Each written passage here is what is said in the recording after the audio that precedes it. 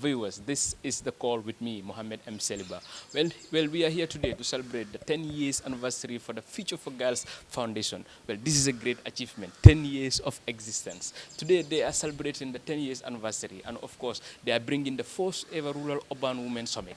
Rural Urban Girls Summit that is geared towards bridging the gap between the rural and the urban divisions of the Gambia. So today the theme for today's discussion is bridging the gap for future women, the women of the future. So join me as I bring you interviews, speeches, and also the programs that we have here. Interesting discussions will be held here, panel discussion to educate, to inform, and of course to advocate and empower girls here in the Gambia. Join me as I bring you these interviews. And respectfully observed. We would start this summit by putting God first, and I'd like to call on Reverend Gabriel Leonard Allen to lead us in the Christian prayer.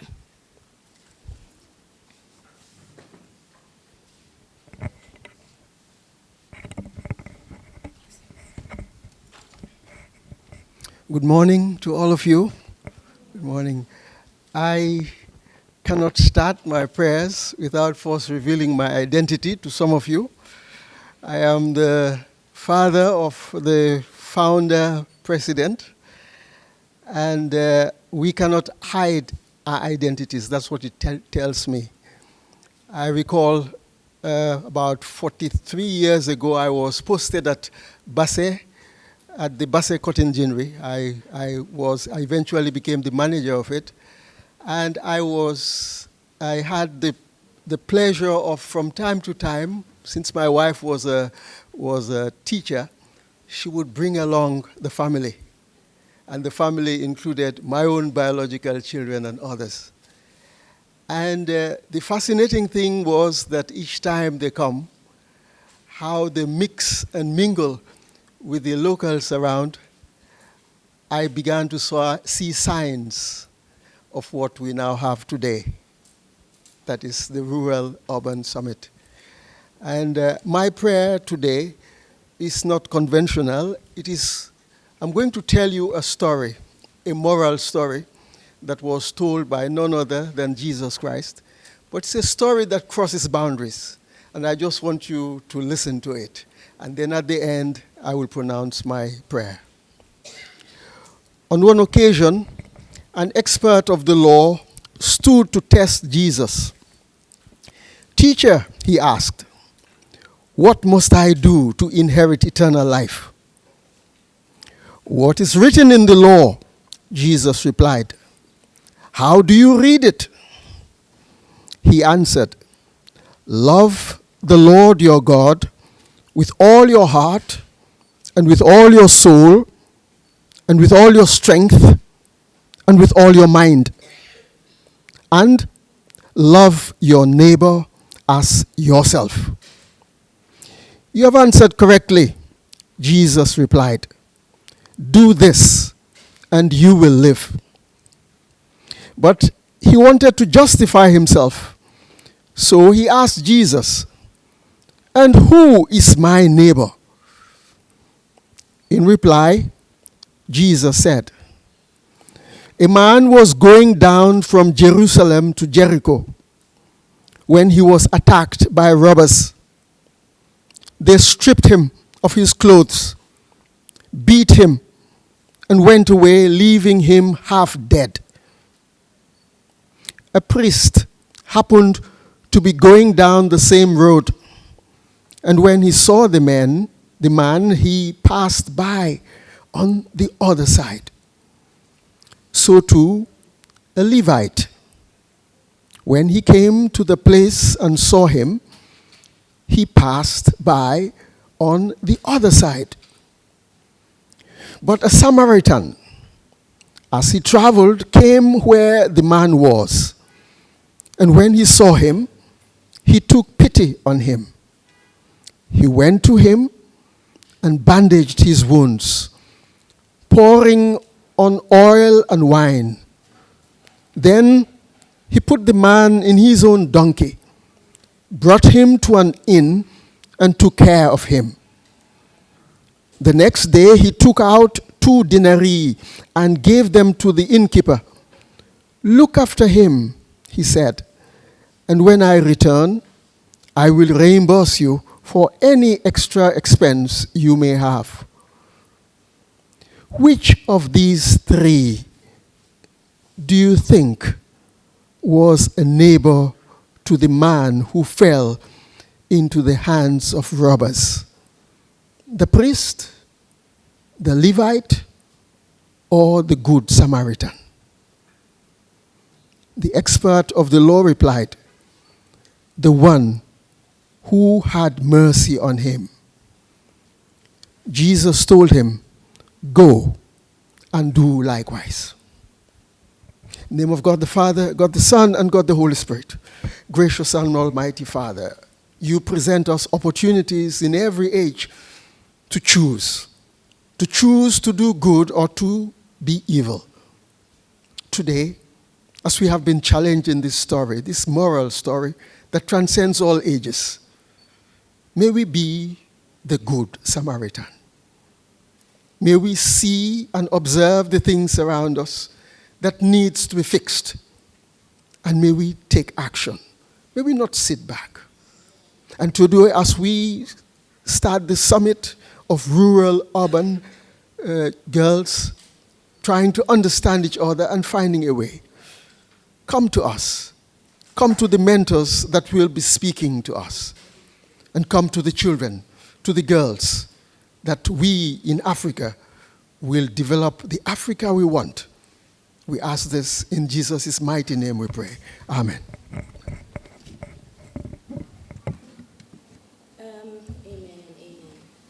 I'd like to call on Mr. Mohammed Sediba to lead us in the Muslim prayer. Greetings, I am Mohammed Mustafa Sediba, so I will lead you guys in the Muslim prayer. I think we can just say Amen, then continue. Bismillahirrahmanirrahim. Alhamdulillahi Rabbil Alameen. Rahmanirrahim. Maliki Yawmiddin. Iyaka na'budu wa iyaka nasta'in. Ihdina as-sirata al-mustaqim. Sirata alladhina an'amta alayhim. غير المغضوب عليهم ولا الضالين. آمين.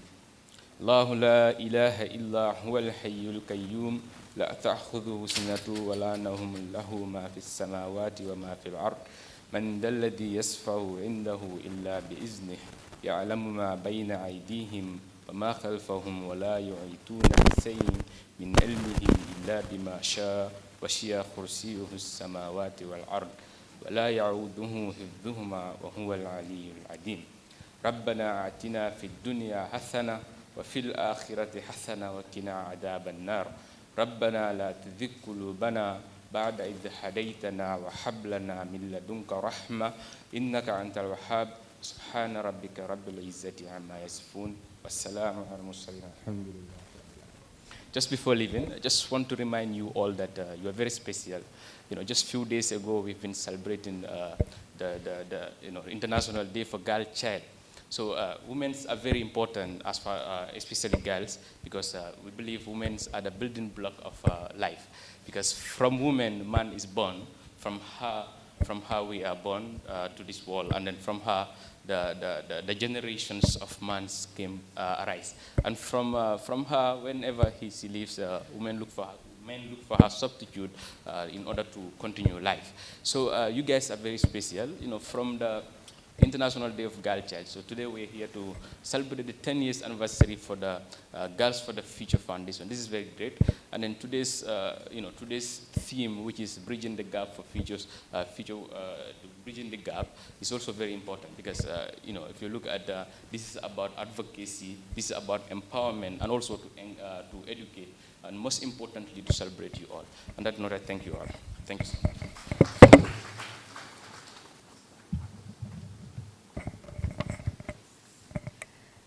Thank you very much for the prayers. I am overjoyed as we were celebrating 10 whole years of Girls for the Future Foundation. Can we please give a round of applause to Girls for the Future? 10 years is not 10 days. And it's been a whole lot of work, a lot of commitment, a lot of dedication.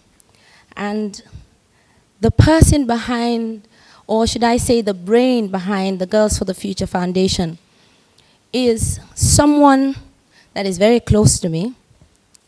I don't remember any time we have fought, but she is a very sweet person.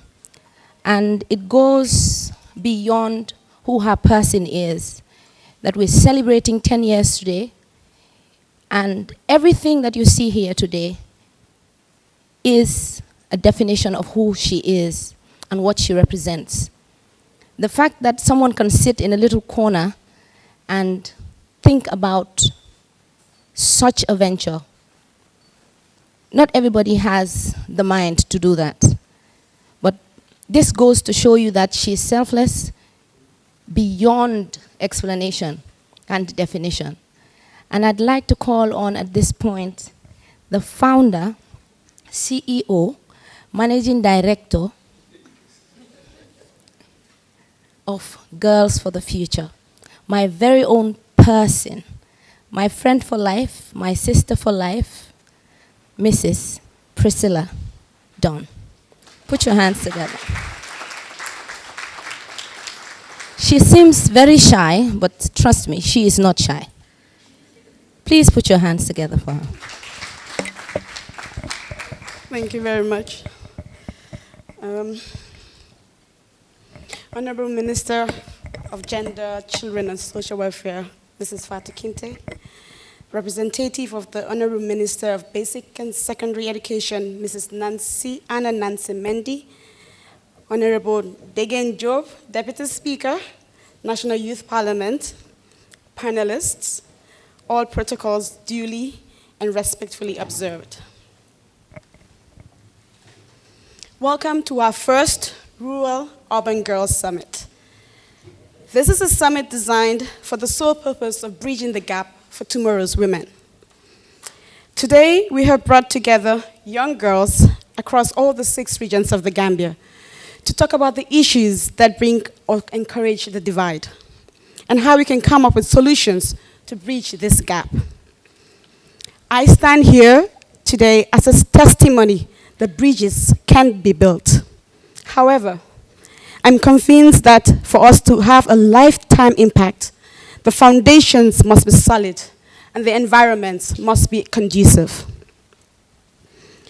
Unemployment is not a pleasant experience for any graduate or any person going through such a situation in life. I faced it, and this is my story. Upon completion of my BSc degree from the University of the Gambia, I was super excited to contribute my quota to the national development of this country, the Gambia, especially when I benefited from a 2-year scholarship from the government of the Gambia. However,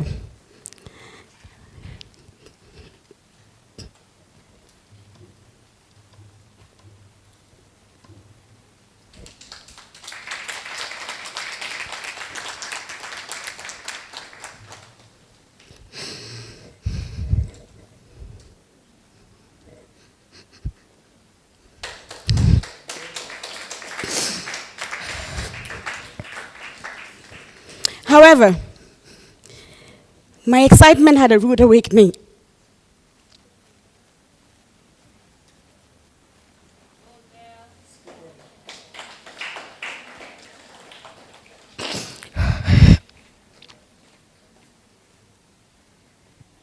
It's been a long walk to this place. Please put your hands together for her.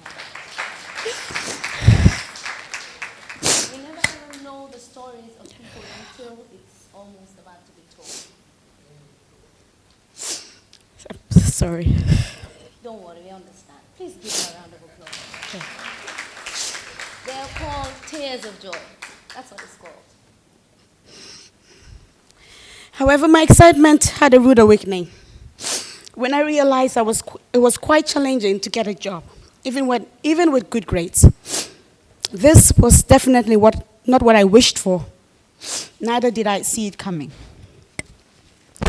On my graduation day, I felt so proud of myself for striving through the ups and downs of university life and making it at the end.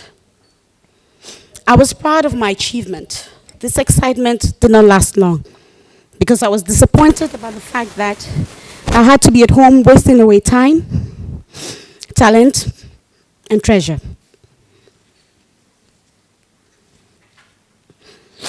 A year went by, and I still couldn't land myself a job, especially my dream job. However, halfway through this long wait, my dad, who I considered my he for she, sensed my frustration and gave me the best advice I have ever received. He said, "If they cannot give you a job, why can't you create one for yourself?" This was a light at the end of the tunnel for me. I knew I had to do something about the situation I was in. And I also knew there were so many others like myself going through the same. And I knew I had to turn around the situation, and it needed to start from me. I began paying close attention to the things I care about, the social causes I wish to support. So 11 years ago, attending a Methodist camp at Forney Campant, whilst I was sitting under a mango tree with a group of young ladies who were a mixture of both rural and urban girls, I realized I have found my purpose. We were talking about issues that affected us as young ladies. As I sat there, I realized that the discussion was one-sided.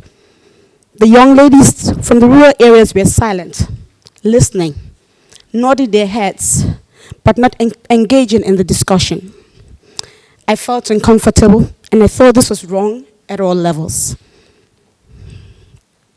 We were not any different, but our opportunities and exposures were clearly different. These were my exact thoughts. So, out of my frustration, unemployment state, and broken spirit came something beautiful at the end. Thus, the birth of my foundation, Girls for the Future Foundation. This summit today is a continuation of our quest. Why must it be so? What is responsible for this? How can I make a difference? We are gathered here today to play our part in helping to bridge the gap for tomorrow's women. I may have been strong enough to rise above my limitations, but how many more young ladies out there are going through the same experiences? Unlike them, how many have great support systems like I do? As we mentor the girls, we realize how broken we are as a people. We see the cracks in our homes, in our schools, in our communities.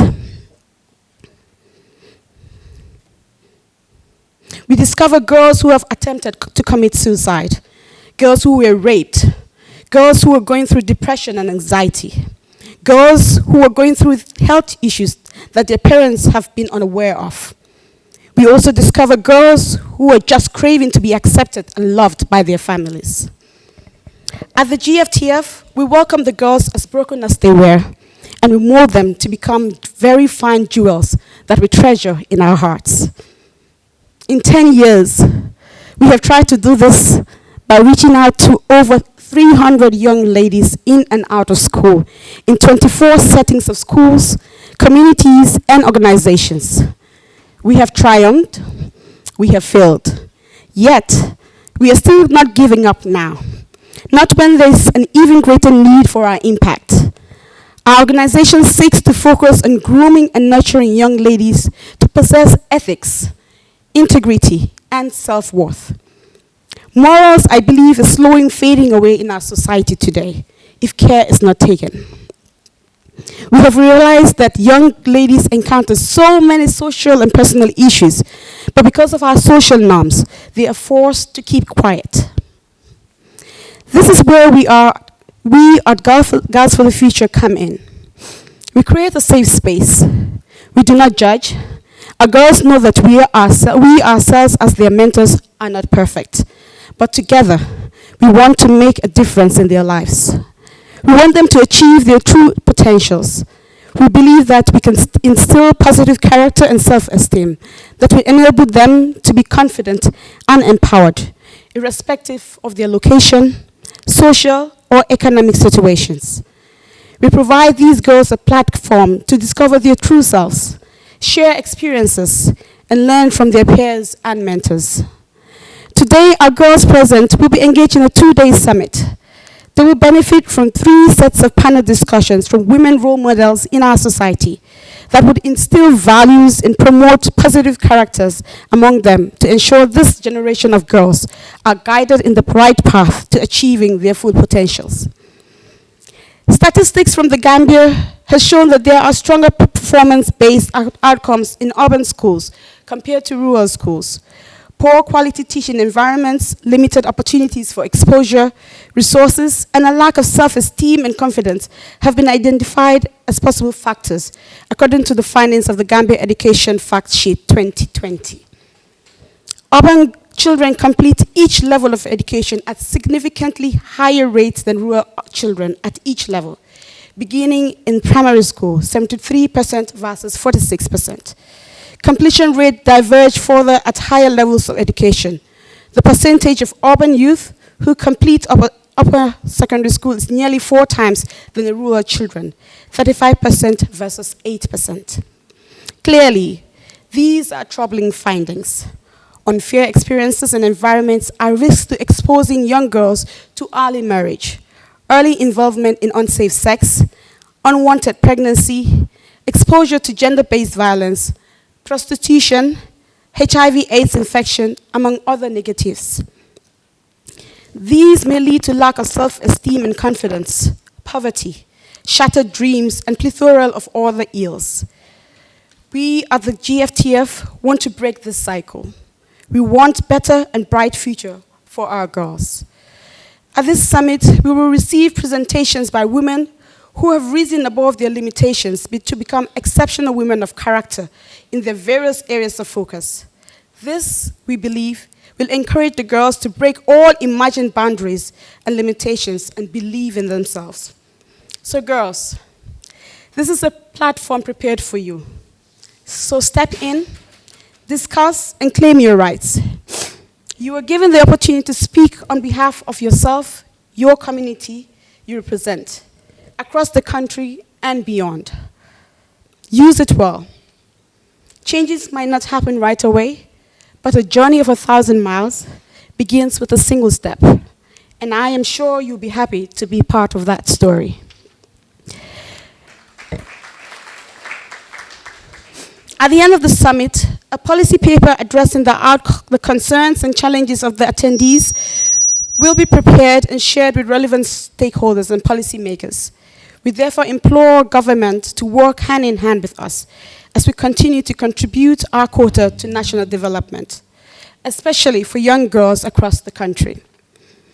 This gap has been wide for far too long, and we believe if we collectively come together, we can achieve this with one girl at a time.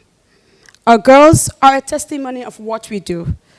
At this summit, all you see around, a group of 8 GFTF ambassadors led the design process. The art and the artifacts of bags, books, branded bracelets, and soaps and other items have been made with love by our amazing ambassadors. Today, you will also witness them taking active roles in ensuring this summit becomes a success. I love you girls, and I am so proud of you. I am so proud of the ladies you are becoming. We couldn't have achieved any of this without our families, our friends, and the amazing mentors that have stood by us all the way, ensuring that our girls are empowered, bold, confident, and responsible ladies. I wish to say thank you to everyone that believed in this vision, and all that have supported us over the years. We ask for your continued support.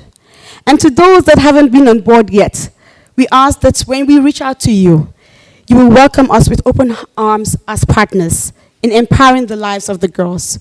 We need your support in ensuring that our purpose is fulfilled. Thank you for your kind attention.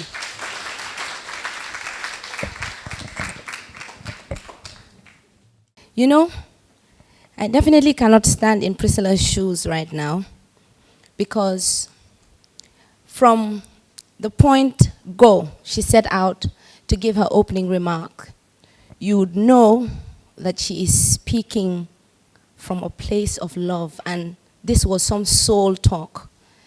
Some dreams are born, and sometimes some people don't get to actually get their dreams come true. And that's why it goes a long way to say our support systems are always very important. She had one. Do you have one? She said something. I don't know how she said it. The he, she, or the she, he, the he for she. Good. Now I want to be sure all of us were listening. What was said? Is it the he for she, the she for he, the he for she? Which one? The he for she. Are we sure that's what she said? Okay. So you see, I'm looking around, and all the dignitaries here, they're all refined, young. You see, well, you're still young anyway. You're young at heart. You know, we have refined, beautiful women sitting right in front here. But then in front of this row, you still have the he for she, representing the he for she in the she chair, right? Which is amazing. And we thank you very much. You know how you get to that moment where, you know, you're looking at someone. I was standing in the corner there, and I was just looking at the father, just looking at the daughter, and in his mind, he's like, yeah, that's my girl. So Priscilla, your father is so proud of you. Your father is proud of your achievement, and we all are proud of your achievement. Girls for the Future Foundation did not just start like that. You'll be shocked to know that when she started with her own resources. No help, no money from anybody. She would go broke, but the Girls for the Future Foundation would keep going. She would buy materials. And poor YMCA, sometimes she would steal your materials. You know, she will steal your books and your pens and your papers. But please don't sack her. It all comes with it. You know, she was borrowing it. You know, sometimes I would help her borrow it. But this was to show her determination to get to this point. And we are all proud of her achievement. She had a story. And her story is one that propelled her to get to this point. And she is projecting that story to you girls, that it is possible to actually achieve your dream once you put your mind and heart to it. And I believe these 2 days, you should make the most of it. She also said that you are given an opportunity which is rare. And at Girls for the Future Foundation, we do not judge. The mentors are here, they'll tell you. We have beautiful sessions, and we hear stories, and sometimes you would even cry when they cry. We'll cry with them when they cry, we'll laugh when they laugh. But it's a beautiful place to be. And I keep telling them all the time that once you are given a platform, make the most of it.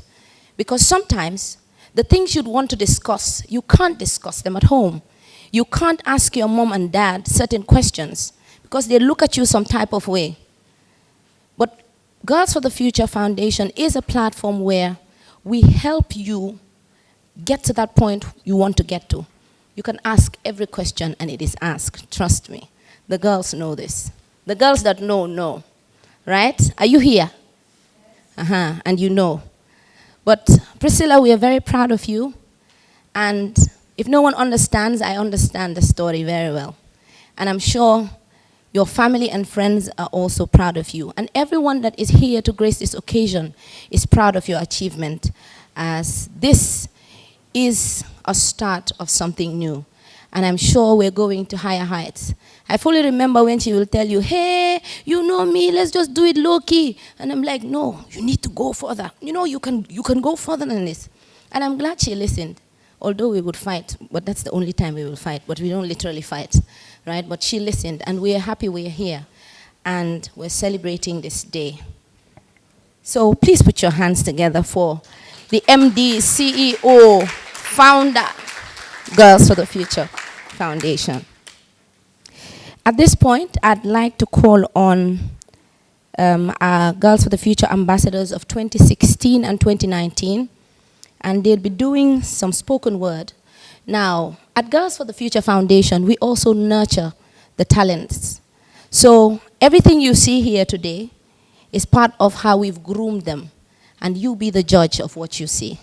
So I'd like to call on Bintu Jawara and Yanjai Job for the spoken word.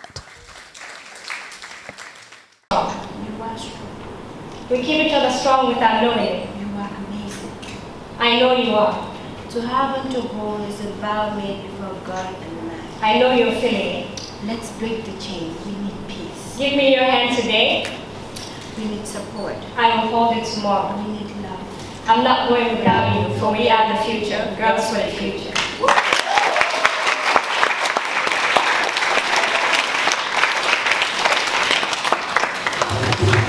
We are the future. Yes. Is the tiny little me.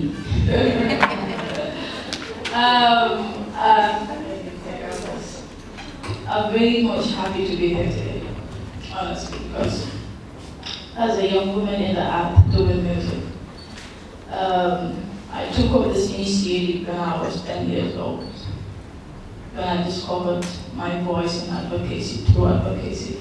So I decided to use my voice as a tool to speak for women and girls.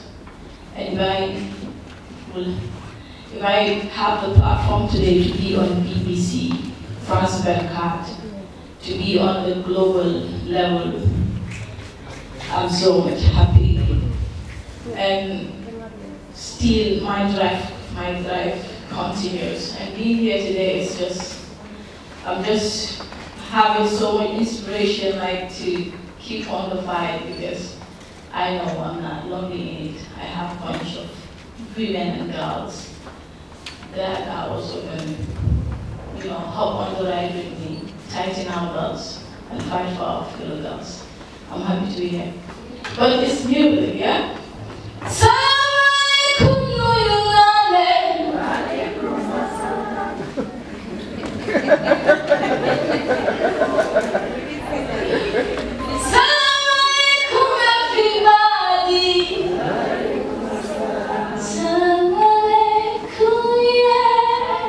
We have nice voices, right?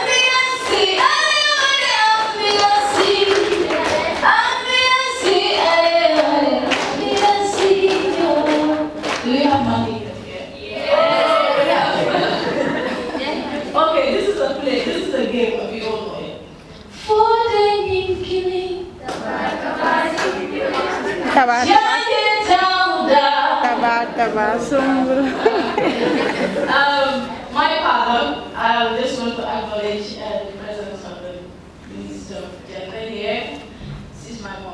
Anyways, I'm so happy to be here. I have a little piece.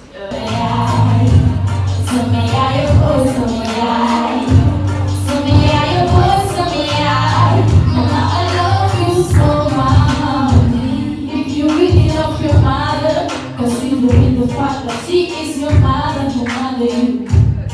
She gives you love, she gives you care. She carry you until they put you. And she cares with you. You will love every woman.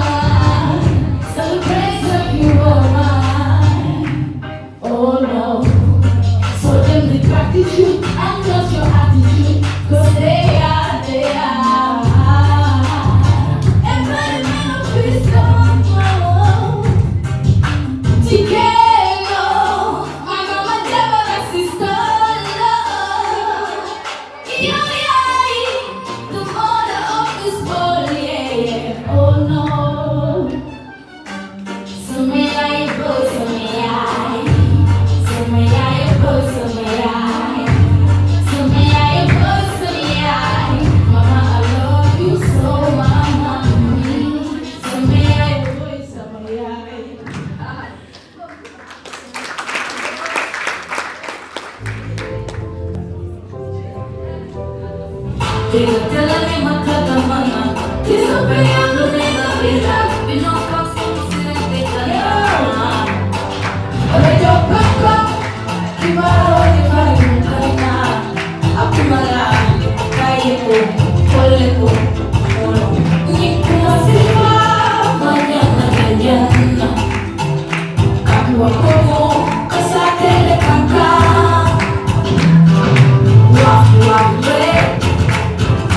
So we walk I'm going walk there.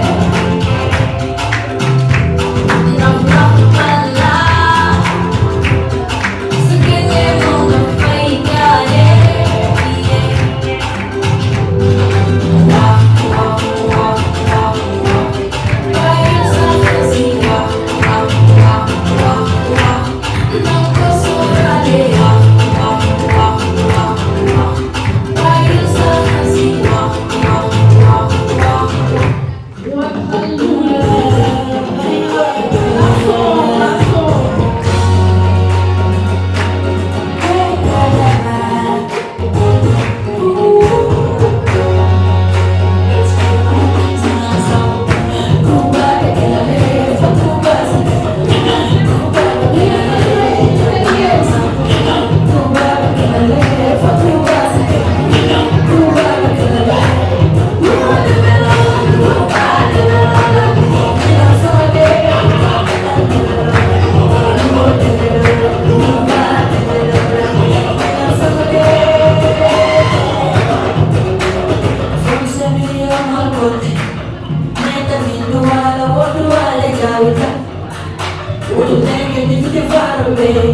Happiness, girl.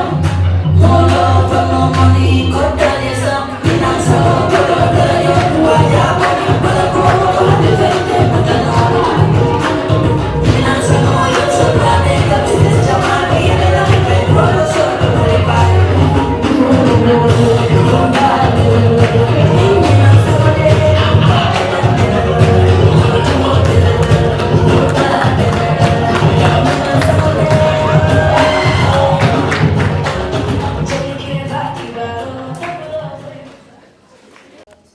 All those songs that you listen to that you don't even know what they are saying, but this one they had meaning. And we thank you very much. Keep doing you. We're proud of you. And we have come to the climax of this event where we will listen to a keynote address from a keynote speaker who is none other than our very own mother, Honorable Fatu Kinte, Minister of Gender, Children and Social Welfare.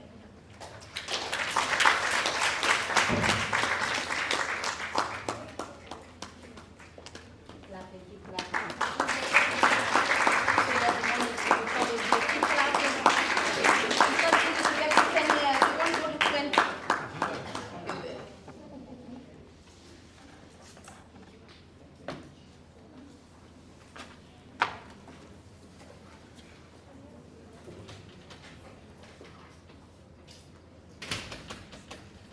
Thank you very much, the chairperson. You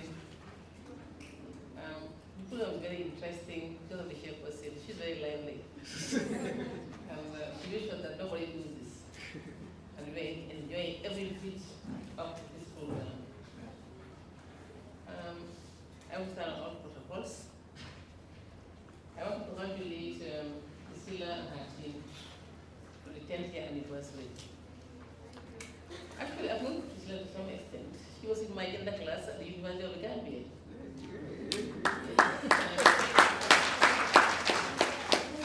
I used to teach part-time. I think I taught for 6 years. Part-time at UTG, which is late Almeida.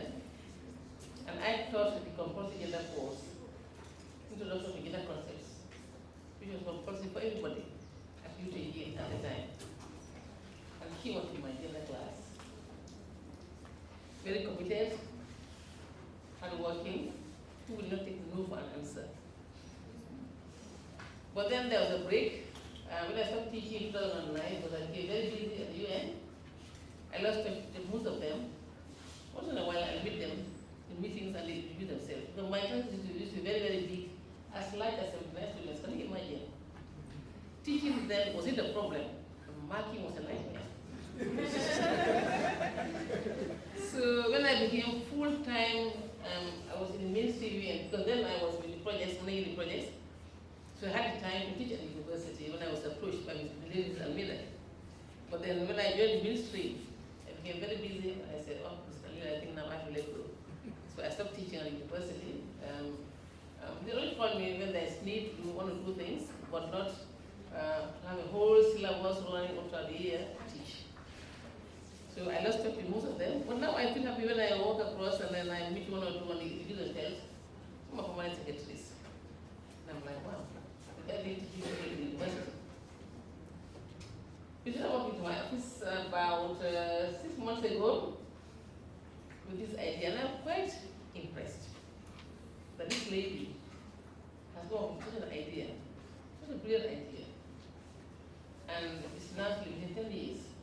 I was quite impressed. But I was surprised. I was not surprised at all. Because I saw that in her when she was in my gender class. And we at the Ministry of Gender would have loved to be part of this entire process. But she came at a time when the projects were already finalized. Nothing could have been done. And we tried all of our partners to see whether they can turn things around. And they were like, well, the work plan has been signed. And beyond that, you know, when the work plan is signed, it's difficult to hear what is there. But then, because of the talent and the inspiration that Priscilla has, I said to my team, we are going to be part of this program. And we'll make sure that we sit with Priscilla and see what her plans are for next year. And then yeah, because very soon we will sit with our partners to do our work plans for next year. So at my ministry, I want to say that now we have a directorate of children's affairs. And the reason being, we will have more focus on children, both boys and girls. So in our work planning for next year, this year we sit with Priscilla, my team will sit with Priscilla, and see what activities can be part of our work plan for next year. And then we do those with Priscilla. And make sure that we link Priscilla to donors and she moves to higher heights. In the Gambia, if we have 2 or 3 of Priscilla, I'm sure my work will be easy. And I do that. So my other colleagues like Loliana of Basic and Secondary Education, her work will also be easy. And our friend and sister, Madam Koma, her work will also be easy at Child Fund. So Priscilla, just assured, we are behind you. We will work hand in glove with you and make sure that you also succeed. After all, nobody will come from space to develop the Gambia for us. Yeah. It's us, the Gambians, who have developed the Gambia. We have the capacity, we have the talent, we have everything that we need to make sure that Gambia develops other countries. I keep telling my staff, we are not going to hire any consultants who will work for us. We have the capacity in-house, and it will be done. And it will be done, you know. Yes. We are not hiring any consultant to do anything. I sit myself, sit down, do the contact notes, and then the rest, I guide the staff, and we do it. That's why we are where we are today. And I want to thank very much the parents. Fathers are like that. And what I am today because of my father. My father didn't go to school. He was a trader. He was from a rural area settled in Banjul. And because of what he saw, a village people do, he made sure that each and every one of us went to school to the highest level. If you imagine a Manigo girl like me, up to Form 3, I didn't even know how to cook rice. You know, imagine. Because my father was firm that I'm not in the kitchen.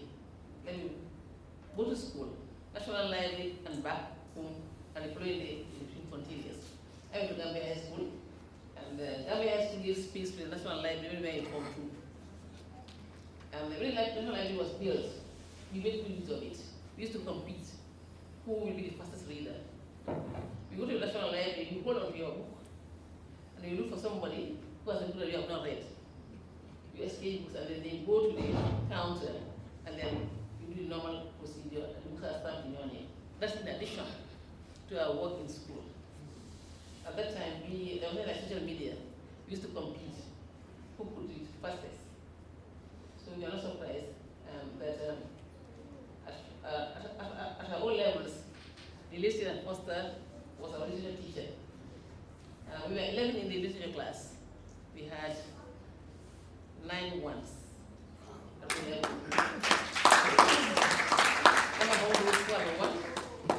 Literature and English literature, and we had 1 5 and 1 2. But then you can understand, the one with the 5 was the mathematician in the class. He doesn't know how to read, but he can calculate. So this was the time that reading was a hobby, but now social media is the hobby. You have to understand. So I want to thank very much the parents of Priscilla for giving her the time. If every parent gives time to their grandchildren, they will excel. Yeah. My father did, and I'm happy that I'm here today. You did, that's why she's here today. And there are many other people who did the same, that's why their girls have excelled. And to the husband, I would thank very much. Because if you get married to a man who doesn't have an understanding, however good you are as a woman, it's either you fail or the marriage is broken. Yeah. But if you husband gives the woman the time or the support, the woman will excel further. So I would thank the husband very much for being the partner that understands the wife and is giving her. So Priscilla, keep shining. We are all behind you. Your dad, your mom, your husband, all of us out here are behind you. And make sure that you would higher heights. Rest assured of that. So that's my statement. I want to acknowledge the founder of the Girls for the Future Foundation. Everybody that is present here today. Generally, gender stereotype perspectives play a critical role in many areas with detrimental impacts on girls' well-being. Women and girls still face challenges in accessing legal rights, education, health, economic resources, amongst others. Across some regions, countries have adopted laws and policies to ensure that girls and boys lead quality lives in inclusive communities that guarantee equal rights and opportunities for all children, regardless of sex or gender. More importantly, the sub-regional instruments require countries to adopt laws, policies, and programs to ensure the protection and development of girls, including the elimination of all discrimination against women and girls in all settings. Our very dear chairperson, ladies and gentlemen, coming back home to the Gambia also recognized that girls suffer from harmful social, cultural, and religious practices, including gender-based violence and many other vices. At the domestic level, the national constitutions also entrench between principles of equality and non-discrimination, which call for the implementation of children's rights without discrimination on the basis of all prohibited grounds including gender and sex. This initiative of Girls for the Future Foundation is a step in the right direction designed to take young women and girls through a journey of self-actualization and self-discovery and mentorship initiatives to nurture young women and girls to bring out their self-esteem. We've already seen that in two of the young ladies who've been stated here earlier. Their self-worth and other positive characteristics. The desired outcome of this great creativity will empower each participant to become confident and active in their personal development. Mr. Chairperson, ladies and gentlemen, this is through education, career development, or community services. This is unique. This is a unique opportunity for young girls to meet and interact with young women and girls across regions, tribes, and backgrounds. These are controlled platforms for exposure and the sharing of success stories and challenges, and further prepare young women and girls for womanhood, improve their knowledge of the world, and inculcate in them internationally fine social etiquette.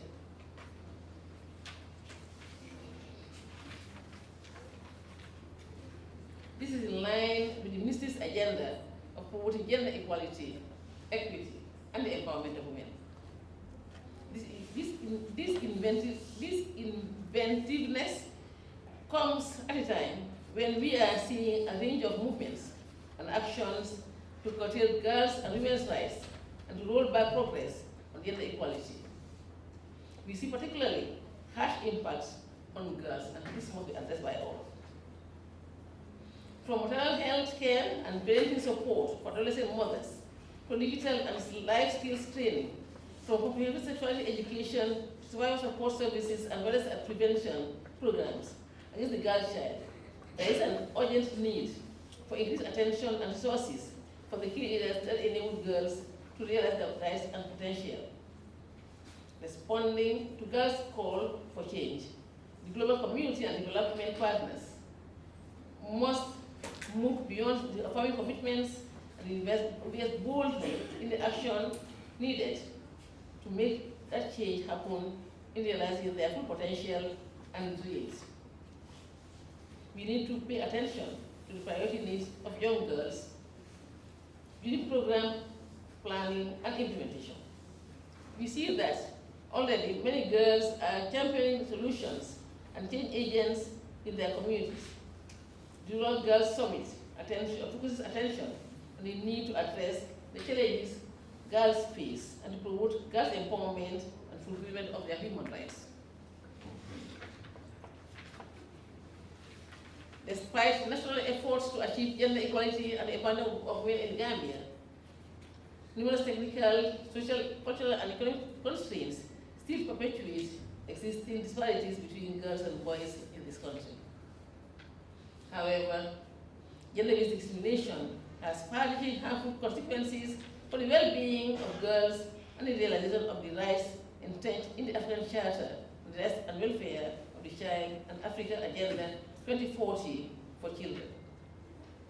In Africa, the government not left behind. Customary beliefs and practices exacerbate discrimination against girls in most communities, often in deliberate violation of regional and international instruments. The Ministry of Gender, Children, and Social Welfare will remain committed to advancing girls' rights in the country. The Rural-Urban Girls Summit will equip girls with right practitioners working for government to identify opportunities, gaps, and challenges in protecting and promoting the rights of girls on different platforms. In conclusion, I thank the Girls for the Future Foundation for organizing the Rural Urban Girls Summit, which is the first of its kind in the Gambia, and my ministry will continue to collaborate with you in such endeavors in the coming years. Without much ado, I thank you very much for your individual attention.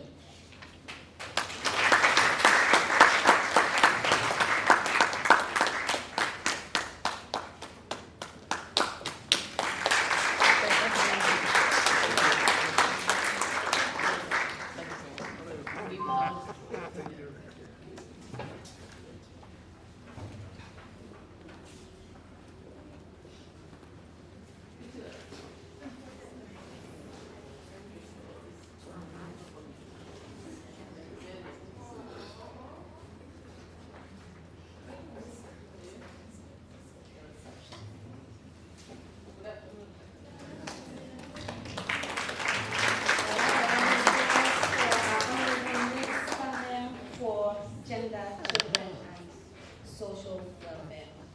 One thing I must tell you about this wonderful woman is the fact that there's no time you go knocking that she does not avail her time and her resource to you.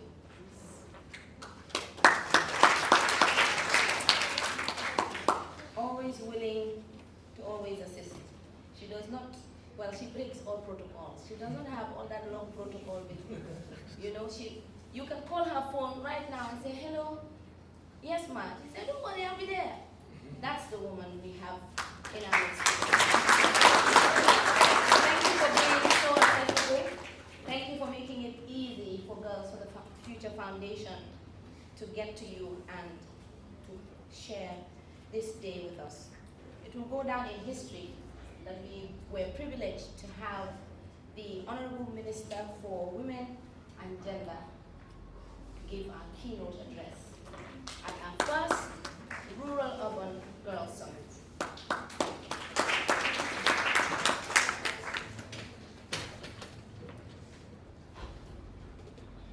I'd like us to move on to the vote of thanks. And I'm going to call on one of our ambassadors, and this would show you the extent to which Girls for the Future takes its vision and its mission very seriously. We do not discriminate, we do not segregate, we do not stereotype. Everyone that is a girl or a woman is always welcome to Girls for the Future Foundation. And I'm going to be calling on Mariatu Jase. Mariatu Jase is an ambassador for Girls for the Future Foundation.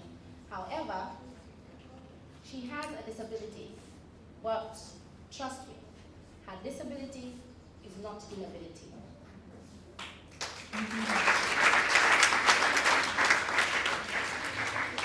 They're going to assist her to come up forward to just say thank you to all of you.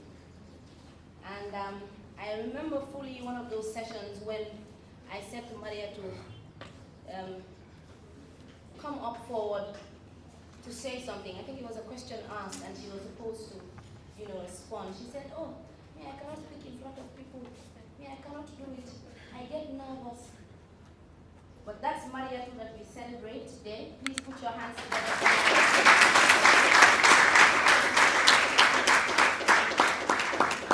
And it will interest you to know further that Mariatu is a teacher. And then you begin to wonder how she does it. And that's why I said to you that her disability is not inability.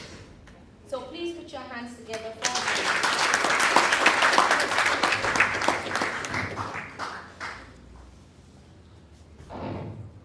Honorable Minister, present here from Gender and Social Welfare, Madam Anna Nancy, present from the Inclusive Education, Madam Priscilla Jones, and all other protocol duly observed.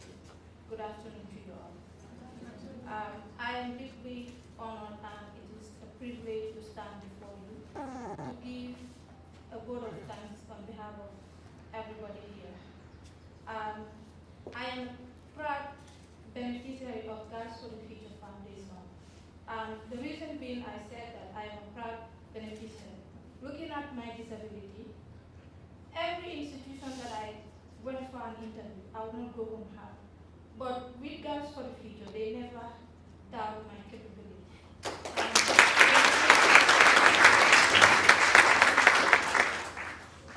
So, for that being the case, I want to say a very big thank you to Madam Priscilla and the team, all the mentors, and all the participants that were helpful to me, and everybody in particular that is present here. I thank you all. And to all our guests that has to leave their busy schedule to come and answer to our call. I'm proud of you. Thank you all.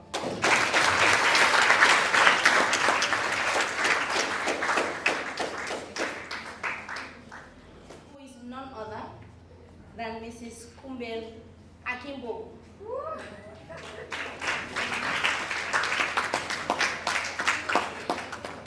She had won me that I should call her father's name before the husband's name, and I refused.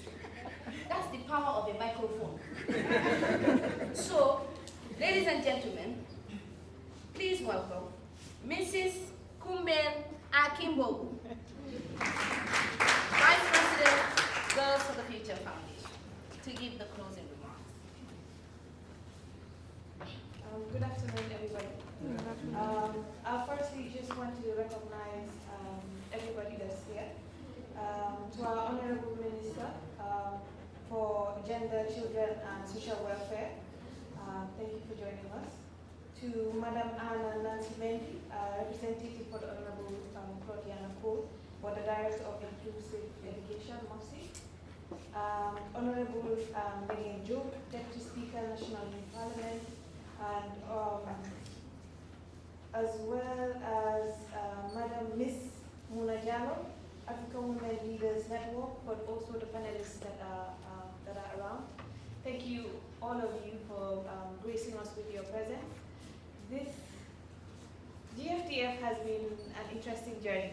I'll take off just the lead from Mr. John Jai and just speak from the heart. Priscilla's journey for GFTF has been long and interesting. And as somebody standing by her or by the sideways, really just seeing her vision and her desire to see GFTF grow has been amazing. We've acted as mentors for the girls, but also try to make sure that we follow her vision. Because it's not always easy to bring people to buy into your vision, and she's been able to successfully do that with the mentors that she has brought in and even with the mentees. I remember being here and saying 10 years ago seems quite far, but it seems so short as well because she has done so much in such a time. Activities that we have done not only includes the services that she has mentioned, but also realizing that not only is there a gap between rural girls and urban ladies, but also that even within our communities, there's always a challenge communicating between moms and daughters. And as a result of that, we have regular mother-daughter events where we bring in moms and their daughters and just create a conducive environment where communication is easy. Because we know that this can be a challenge because of our cultural norms as well. Sheila, for inviting me to this very important occasion. And thank you so much for us to talk about morals of girls in today's society. I think it's very important, but I would like to start with, do we know who we are as women? Do we know who we are in society? Do we know what our roles are? Do we know what we have to do? We are women. We are the mothers, we are the sisters, we are the rebuild of the future generation. We bring in people that become somebody tomorrow. We should be looked at and be respected if we want our future generation to also be respected and honored. A woman is a nation. A woman is just an ordinary person, but a woman is a nation to me because we build that nation. We nurture, we look after the family, we do everything.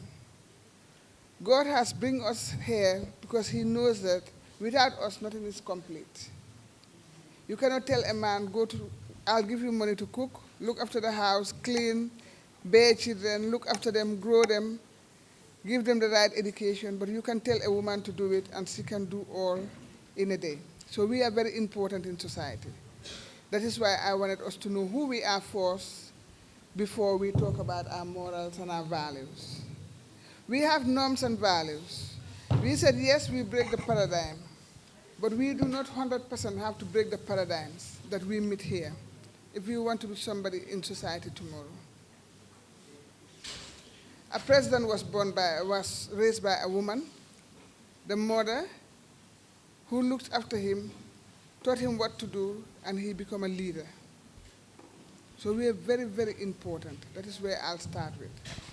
I love the team, and I also like what is a Rural Urban Girls Summit. My passion is in women. Youth and women empowerment is my #1 passion. That is what I drive for. I have 3 skill centers, but I concentrate mostly in the rural. I have 2 skill centers in the rural, Soma and Farafenni. Farafenni, we've been there for 12 years this year.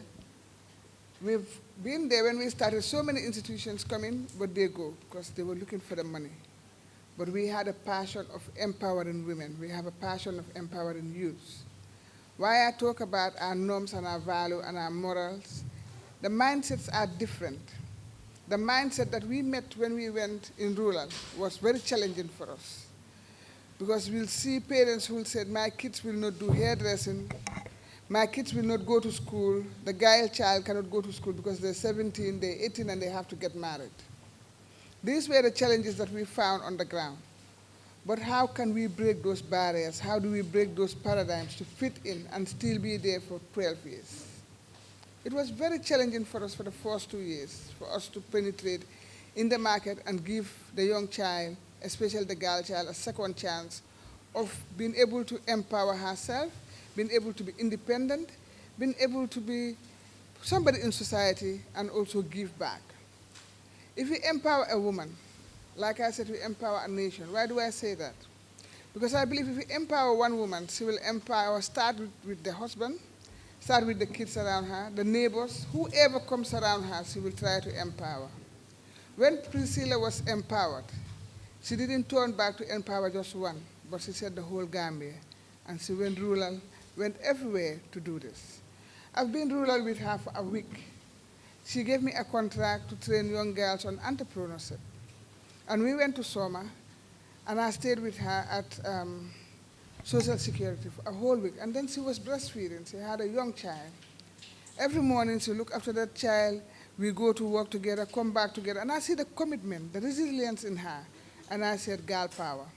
And I was supporting her in that with a little fee because I didn't want to ask for much because of the zeal she showed me, the motivation she showed me that she wanted to do it.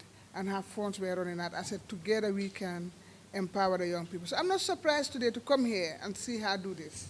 I'm not really surprised because I've been there with her. She always said, I'm looking up to you, but today I'm also looking back to her for the great work that she has done. And we'll talk more deep into this topic as we go along. Thank you.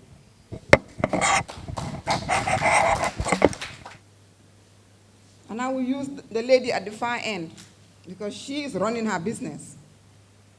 If she was waking up at 12 o'clock in the afternoon, the business would have been dead by now. So you've got to work hard. So right now you are in school. The hard work is not you cooking or sweeping or whatever. The hard work is that at the end of your basic and secondary education, you will be able to go to Genjoro and say, I am a high school graduate. I had nine A's, but I want to learn the skill, the trade to do business in hairdressing, in fashion. So you will not become the apprentice that cannot even write her name. You are two different people. And you have to position yourself to get there. So work hard.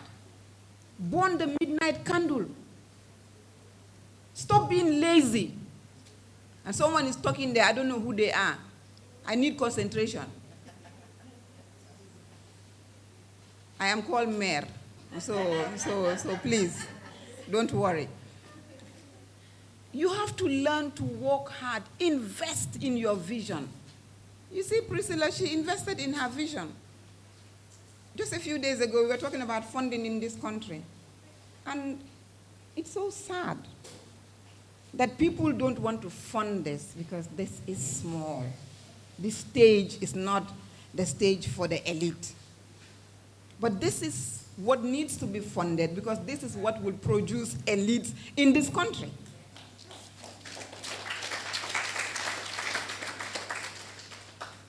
But she's pushing and keep pushing. Because you know, the joy of it all is that one day she will see all of these young women. I saw some young women today, and I have my own young women here amongst us.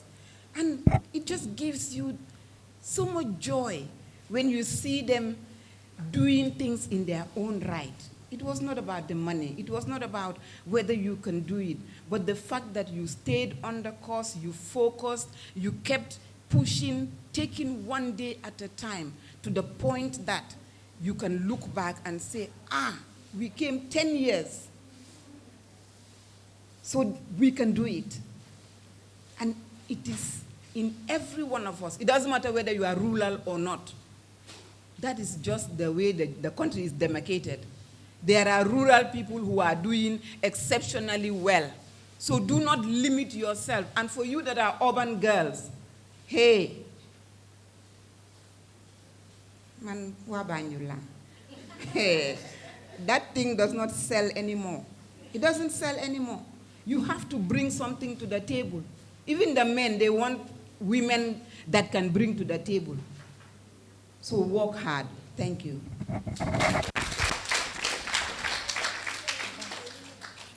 You can hold it.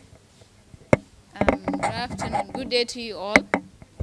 Am I speaking now? Or should I just raise? Okay. Good day once again. I am Chilal Sow, a representative of Mam Yasin Sarr, the CEO of Starfish International. I am so delighted to be here to represent her, and I also congratulate Priscilla for organizing this immense gathering in celebration of her 10 years of existence towards serving humanity to the girls' education. And also, I am thrilled to be here amongst these amazing women who are really inspiring, who are really motivating, and such an amazing human beings for the Gambia. And I would like us all to applaud them for their job well done. Thank you, Aunties. Yes, so going back to the topic of discussion, that is ethics and morals, I would like to differentiate the two. I believe that ethics is something that is a rule that is being laid down to run in a very in any society or in any workplace. That is an expectation of any other individual who is working wherever you are. So I believe the ethics will relate back to the soft skills that somebody needs to have. Like, for instance, you being a university graduate, having the hard skills, the knowledge, the experience, and all the necessary details that you need to learn, not having the soft skills of being patient, being endurance, being able to pursue or to be patient in order to run whatever you can run in the workplace, and also being able to handle things whenever it comes or wherever or however something arises to your face. If you are not patient, it's really going to be difficult. And statistics have shown that in 2030, if at all you don't have a soft skills, that is the patient that you are supposed to have in a workplace in order to be able to do whatsoever you are supposed to do with respect and reciprocal, it is really going to be difficult for you to have a job, despite the fact, or no matter how you are having some degrees or whatsoever. So if at all you don't have these moral lessons, it is going to be very difficult for you to have a good job. So wherever you are, know that the papers that you gathered doesn't only stop from there. You need to develop yourselves in your attitude in order to be able to sit amongst elders. Like, for instance, the wall of saying says, so all of you have to maintain that kind of habit, because that will take us to the moral lessons that we are about to talk about here.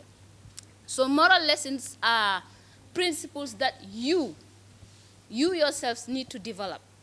If at all you choose to be immoral, then it is your habit. If at all you choose to build the moral in you, that is the norms and values, knowing what is right and knowing what is wrong, and knowing how to speak, when to speak, and where to say it, it's really important. So if at all you don't know all those things, it is going to affect you in the long run, no matter how you achieve your degrees or whatsoever. So at Starfish International, what we do to encourage our girls in order for them to be able to be ethical and also build these kind of morals that are being expected to them wherever they are, is the virtues classes. We teach them virtues classes, and these things we do it every Saturday. And all the students that we have at Starfish International build this kind of attitudes, build this kind of habits that are being expected of them wherever they are. Also, we do service projects. Like, for instance, waruñoo bew, waruñoo rëy, waruñoo yëg seen bopp ba duñ mun a dimbale doomi aadama. So wherever they are, they can be able to develop themselves, help other people in order to move forward. Like, for instance, the service project that I am talking about at Starfish International is something that is being done every month. And every child at Starfish International is expected to do a service in her own community or wherever. Going to clean the mosque, or going to clean the markets, or going to clean the schools, or going to help an old woman who needs help, who is helpless.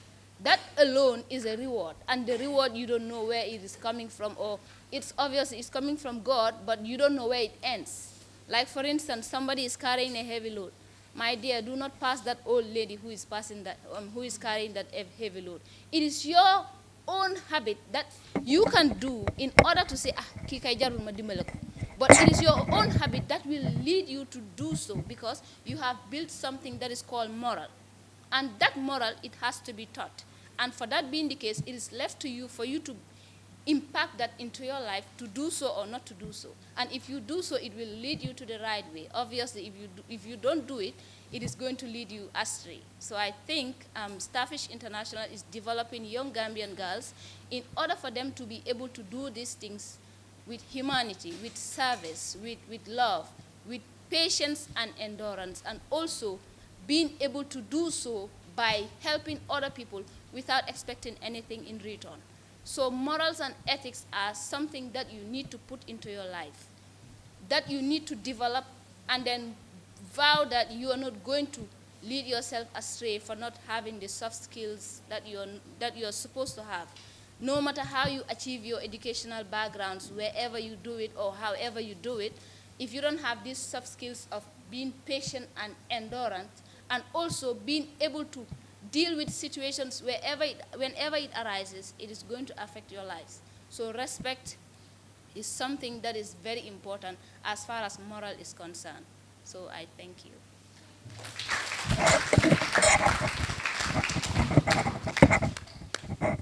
So I hope we had enlightened.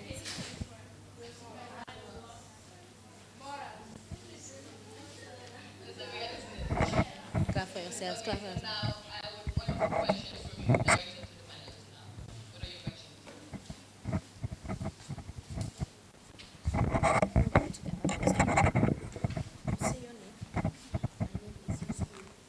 Good day, everybody. My name is PC Achebe from Gambia Methodist Academy, Bakau. And I'm directing this question to my aunt over there. You talked about who we really are and choices. You talked about choices, right? I want to ask if when making choice, you should depend solely on your first choice, or you should be half-minded. That is, having a plan A or plan B. Should we focus on our first choice, or should we do both? That's my question.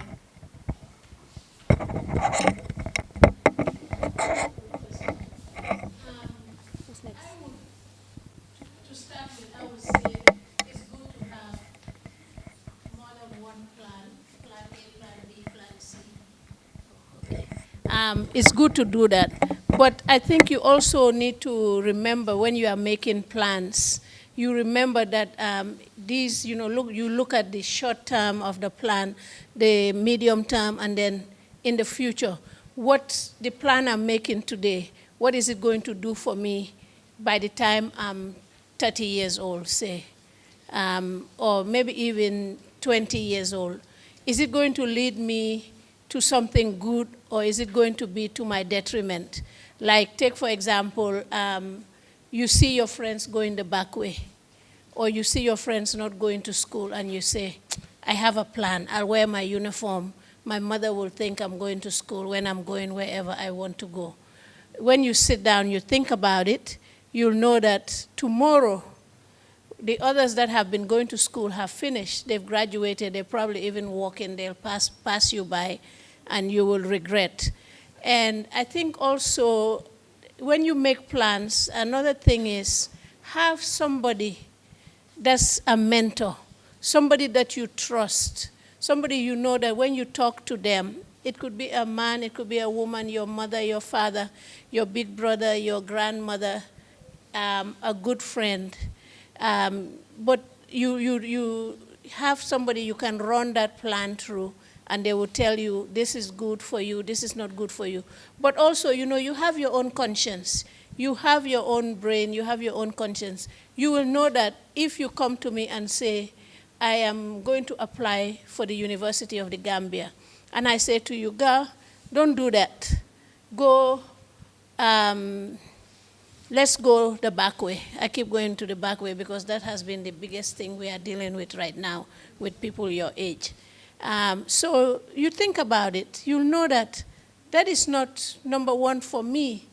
It's not, I might not make it. I might go, I might not stay alive. I go, I'm leaving my mother, my father, my sisters behind, the worry that it will cause them. So, I said something about not being selfish too.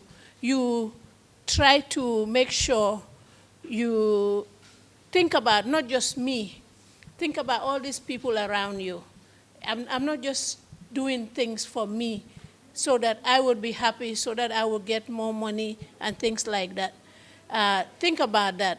And also, maybe this will be out of your question, but things like volunteerism, service. I think Auntie Elena talked about that. Service. You don't say everything, come, let me send you to the shop. Or, ding ma may $5. Everything doesn't have to be at a cost. You do things because you are a person, you are part of a community, you are part of a family. So, to answer your question, one, always have a mentor that you can run your thoughts through, even if it's a teacher, a friend. Also, you weigh your thoughts yourself. You know what is good and what is bad. So And I'm yes, from St. Peter's, Lamin. Okay. My question is, what are some of the consequences of good ethics? Like, okay, you're an individual and ethics is different from morals. In the area I had when you said that, like, mostly ethics relate to your workplace. So now, maybe you're too focused on it. You're more focused on your work, on the skills to your work. Now, that's the question. What are some of the consequences of too much of ethics?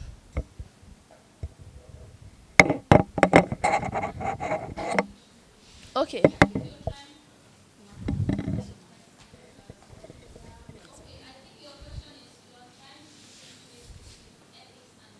No. No. I said, okay, you talked about ethics and moral, and there are differences between ethics and moral. Okay, now, ethics is mainly related to your workplace. So that was what I had, if I'm correct. There are skills, because you said, like, you maybe knowing how to do beauty pageant and all those things without having the skills. So it will not also really help. So now, you have those skills, but you're mainly focused on it. You don't, like, put much agenda on someone else or things like that.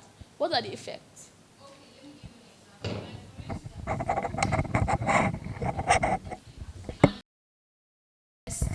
Professionally, okay?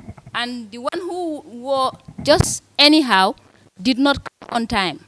But the one who came with the professional outfit came in time, okay? So who do you think they're going to take?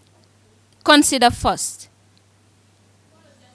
The one that dressed properly and also came in on time, okay? So that is an example of ethic, okay? So if at all you don't have guiding principles in any workplace that you find yourself, it might lead to your dismissal and it might lead you to astray, okay? So I think I made it so precise.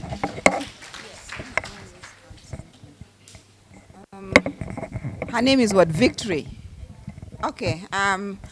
Victory. It is very important that what are you studying? You're studying science. So, what job do you want to do, or what lies in your heart at the end of the day? What do you want to become?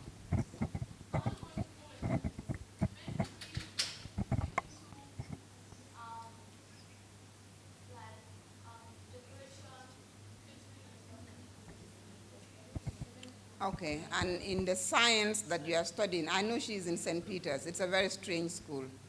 I went to the same school. I went there. So in terms of science, are you doing pure science or it's mixed?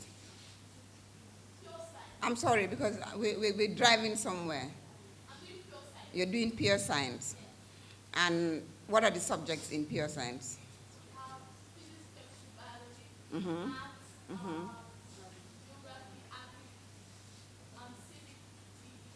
Okay, so those are your subjects.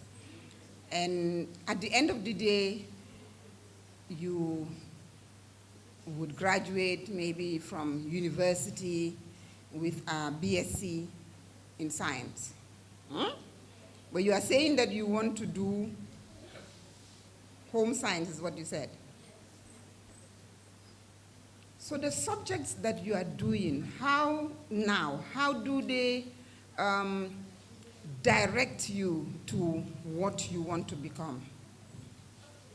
We're going to do a little bit of trying to think out of the box. Mm-hmm.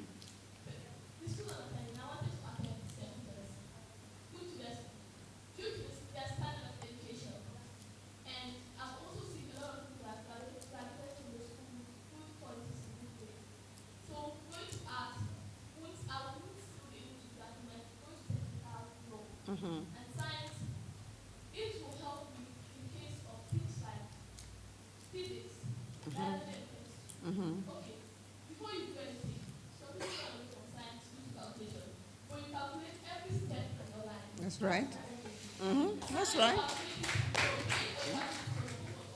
That's true. Now, things like biology, they help you with anatomy and physiology. Right. Now, you need to go past of animals and stuff like that. I will not get that in arts or technical. Mm-hmm. Okay, things like chemistry, they teach you about chemicals, compounds, and things like that. I will also do that in what I'm doing. Right. And as a science student, you should be consistent. You need consistency, both reading and other stuff, planning of your life, because you won't get enough time. And I'm going to do that when I graduate to get a good job, because I need to plan my life, Right. plan my day. I'll plan on everything. Can we give her a round of applause? Because she has actually like 90% answered her question. So I think the 10%, which I would try to support Chilel on, is the fact that you are going to get all these hard skills, which is all the education. The analogy that you've just given us is beautiful. And Priscilla, I hope she grows into a mentor, because this girl is loaded. And please, let's not lose sight of that. And I'm sure there are other girls here who may not be as confident as she is, and it will be a great resource to have her on your team to be able to encourage other young people.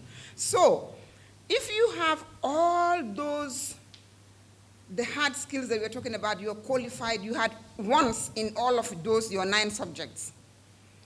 And then you are faced with a situation where now you are working, or you've started your own business or whatever in home science, and you do not know how to talk. Trouble. You do not respect anybody. You don't listen. You know, you went on and I was listening to you. But it has to be reciprocal. You have to learn those skills. And those skills are important because at the end of the day, you may have the knowledge, but if you don't have ethics, it becomes a problem. That's why we have corrupt officials. You are learned. When it comes to the technical capacity and whatever you call it, this person is a master. But they've got no morals, they've got no ethics. They see the money and that's what they run for. So they will eat all of your salaries, and at the end of the month there'll be no money. And that is what is the bedrock of everything that we're doing, because we sit on that as human beings. If you don't have that moral judgment that this is wrong, then you're never going to do anything right.